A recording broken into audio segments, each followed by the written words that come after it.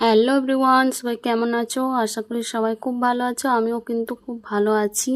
তো আজ হচ্ছে শ্রাবণ মাসের শেষ সোমবার। তো সকাল সকাল স্নান টান করে রেডি হয়ে এখন আলতা পরে নিচ্ছি, আর অনেকটাই লেট হয়ে গেছিলো। তো আজকে যাব একটু দূরের মন্দির, অন্য সোমবারগুলো কাছের মন্দিরে গিয়েছিলাম, আর আজকে যাব একটু দূরের মন্দির। তো চলো, তোমাদেরকেও দেখিয়েছি এই মন্দিরটা অনেকবার।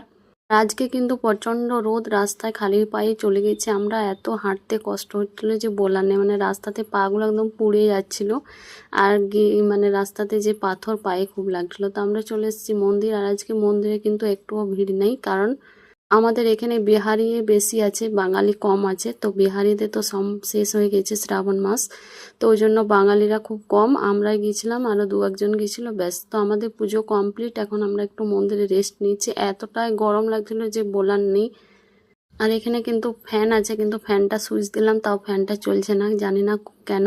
তো তোমাদেরকে দেখিয়ে দিচ্ছি, মন্দিরটা পুরো একদম ফাঁকা ফাঁকা লাগছে। আর যতবার এসেছি ততবারই ভিড় থাকে, কিন্তু আজকে একদম ফাঁকা। তো আমরা এখন একটু বসে তারপরে বাড়ি চলে এসেছি। আর এখানে দেখো শাশুড়ি মা চিনি জল গুলে রেখেছিল, শরবত, তখন খেয়ে নিচ্ছি। তো আজকে মিনি ব্লগটা কেমন লাগলো অবশ্যই জানাবে। টাটা, দেখা হবে পরের ভিডিওতে।